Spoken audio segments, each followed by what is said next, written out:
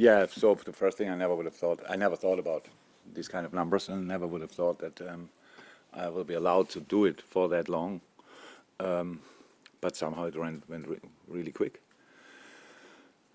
And that's obviously the thing. You have to work pretty much through 22 years, and then you can somehow arrive there. Otherwise, with a few, the clubs would have sacked me a bit earlier than a year on break. Then I'm sitting here and I'm 60, and then I have maybe 1,000. So it's a massive thing. I feel really blessed. I have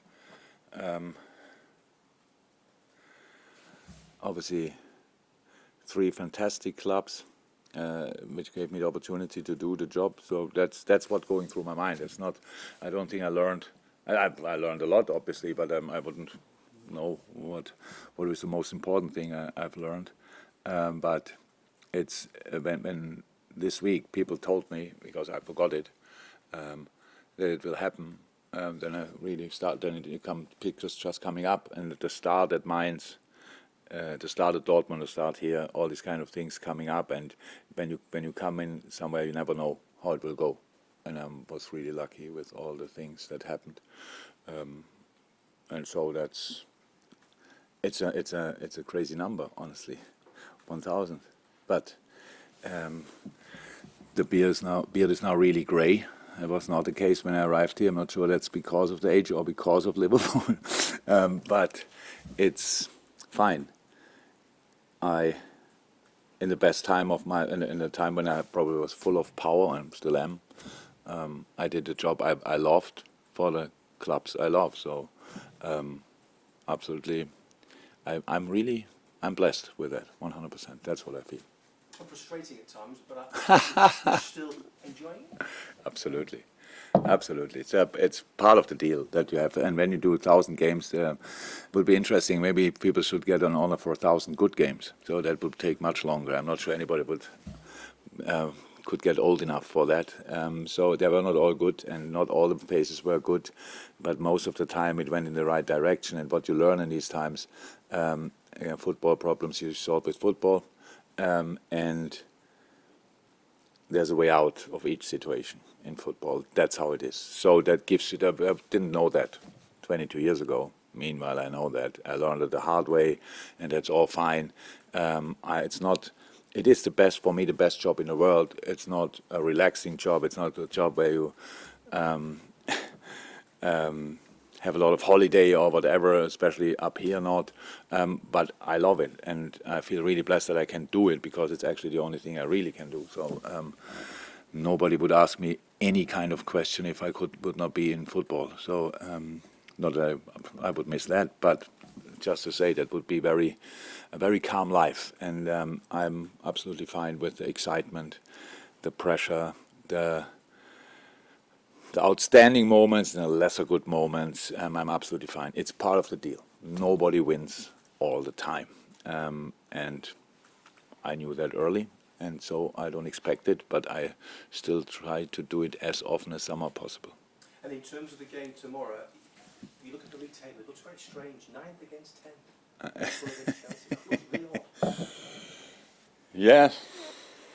Yeah, true.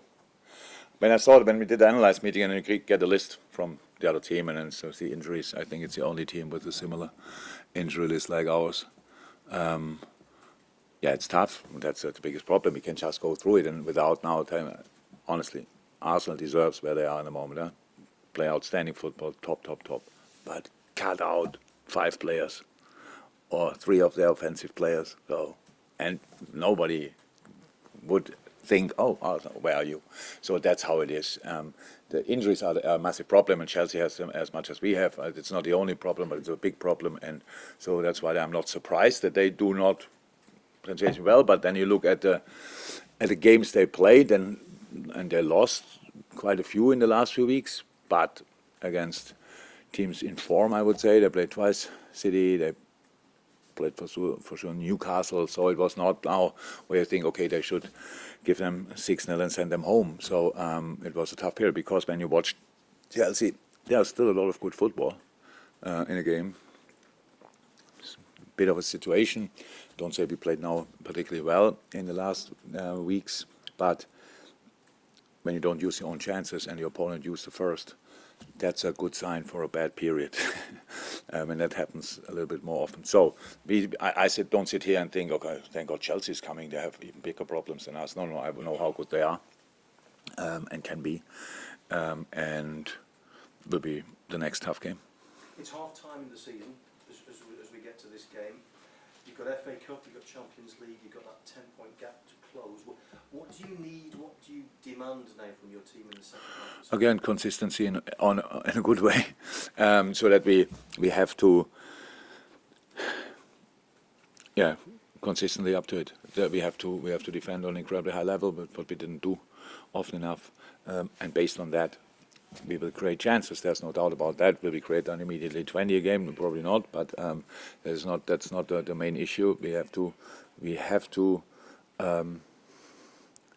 The game against Wolves, I know, was a very good example. So everybody felt in the game, winning or not. So of course, at the end was again a bit hectic again, and maybe there was not a big chance. But if they score a goal there, and we go to extra time, and I wouldn't have fancied that, to be honest, after such an intense game. But a lot of things were what we have to do, look like the things we have to do, and that means we have to defend together, everybody. And that's what I said. And that means defending you cannot do by moving a little bit here or there. That's intense. Was never different. Will never be different. Nothing to do with style or whatever. You can have the deepest defending on the pitch if you're all together. That's intense, and we have to show that we are ready for that all the time, and that's what we try. And it was a really nice sign. This Wolves game was a really nice sign. It's possible after 2 days, after a real low point. Going there, making 8 changes, and be really together. Go there, and we played good football stuff. A lot of moments, much better than before. Didn't end always in a chance or whatever, but how we worked together, how we played together, how the distances were. So many good football things. Well, like for a coach, when you sit later there and watch it again, you think, okay, that's different. That's what we try to build on now. Hi, Jürgen. Graham Potter's at a very different stage of his management career at Chelsea compared to you here at Liverpool. Going back to some of the stuff that you were saying at the start of the press conference, what do you remember about the moments when you first stepped into this club and you were trying to make them play your way and change things your way amidst all the noise, the scrutiny, the opinions of everyone else? Oh, I was blessed that time because my English was not good enough, so pretty much what you said I didn't understand. Most of the things didn't read too much. That's probably Graham's problem that he's English, and I tried to get used to all the stuff what I really had to do and was not worried about anything else. So it's if the owners are not happy, they will tell you early enough. So why should you worry about that? I didn't think about these kind of things. I just was working. And try to sort the situation.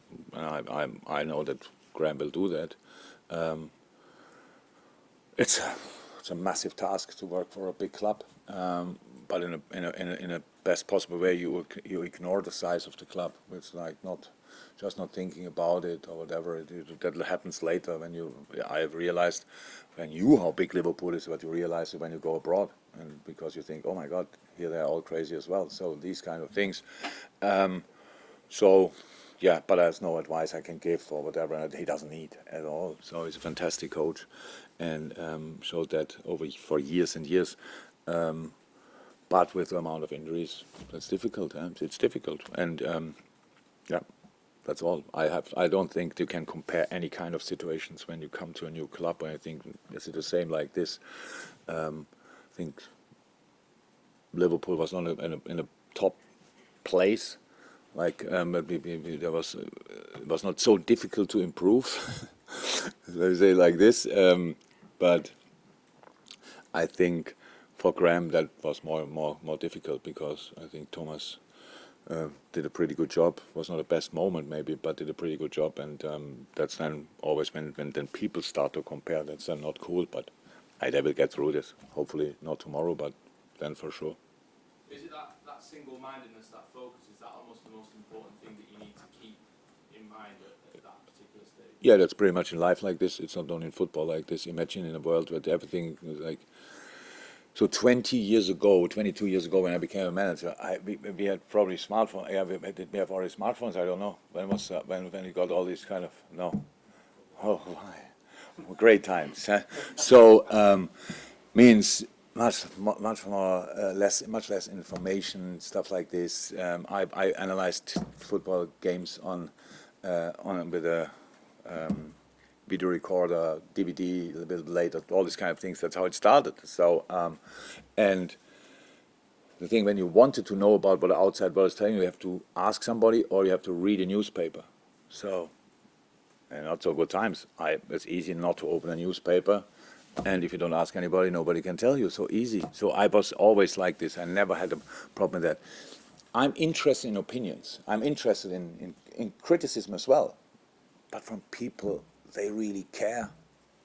They really are in it as well. So everybody in this building can tell me pretty much everything. Do you really think you do that right, this right? 100%. Because we are all the same. We are all in the same boat. We all going to pull in the same direction. But sorry to say, but from all of you, I couldn't care less. If you sit here or in front of Pep Guardiola, this is not a massive difference for you. So same problem, same question, done. There's no same problem. So Pep cannot have the same problem like me or whatever. So why should I really be concerned about what you're saying? There's just no reason for it. But you influence, of course, the outside world. And that's nowadays, and now we come back to social media. Oh my God, all these people without any kind of knowledge are allowed to. And when I was in that time, the people had to write a letter to the newspaper. Can you imagine this process? You're not happy with something, so take a paper, then realize you cannot write properly. That's the first challenge, and then you still do it and send it to a newspaper until they print it. I don't know how long it took. Sometimes you read it and you thought, when was that? So, and now it's a second. I really think the best advice from a 55-year-old perspective, ignore the outside world as long as they are not with you, because they have no clue about your situation. Why would you ask them? Kennedy. Hey again. Is Darwin closer for selection for this game? Yes. And in terms of the players who did come in against Wolves, has that given you a bit of a nice headache for selection and for the Chelsea game? I never had one time a headache without selection in I don't know since when, ages. So and it's now 1:45.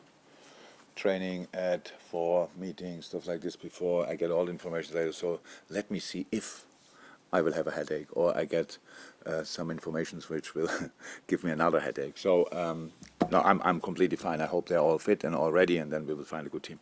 And one player who was really good the other night was Stefan Bajcetic. And is he someone who's getting closer to getting into your thoughts for a starting place? He was always. He's for a while already. He was injured for 2 games.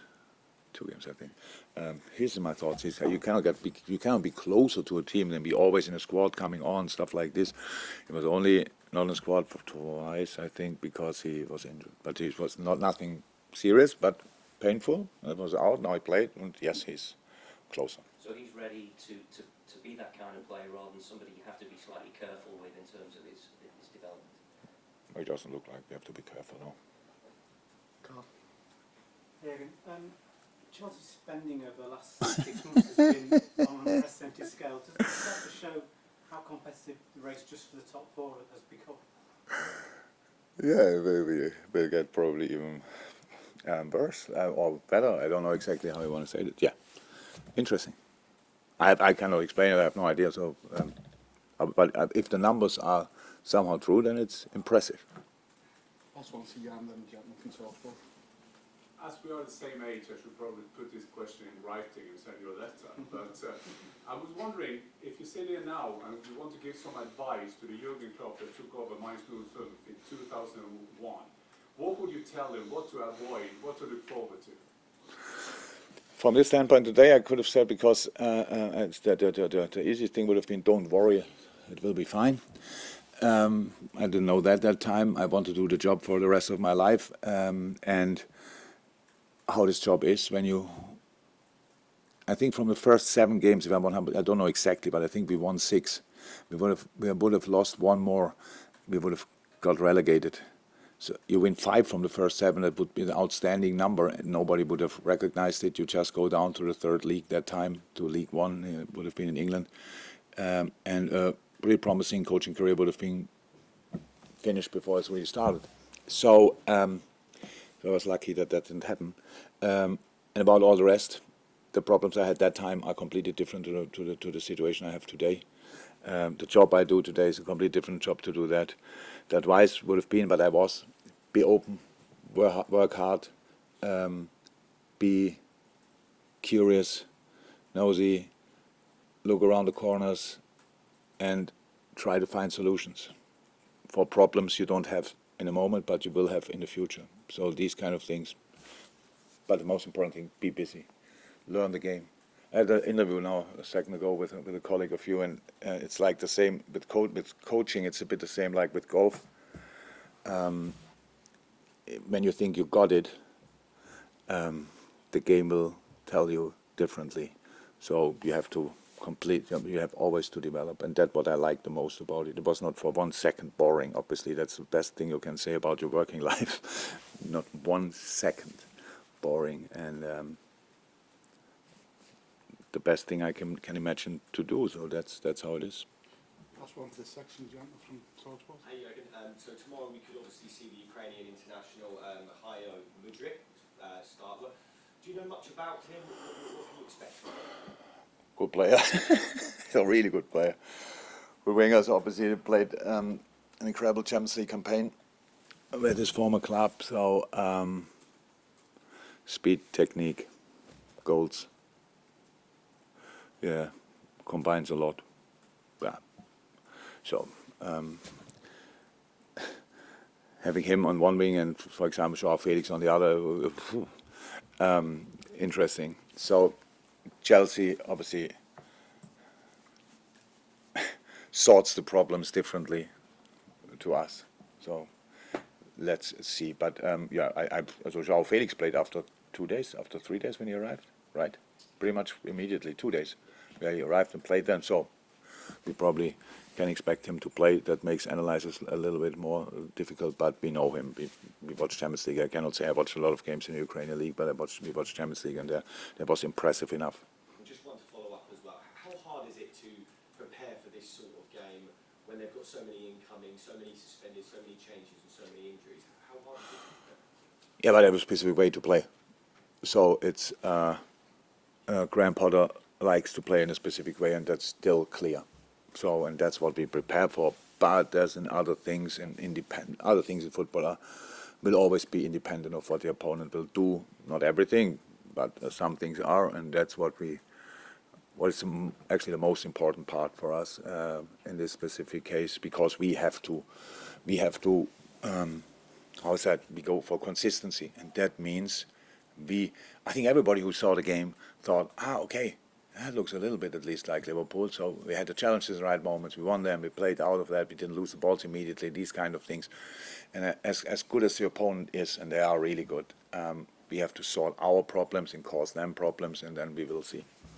Move on to the embargo.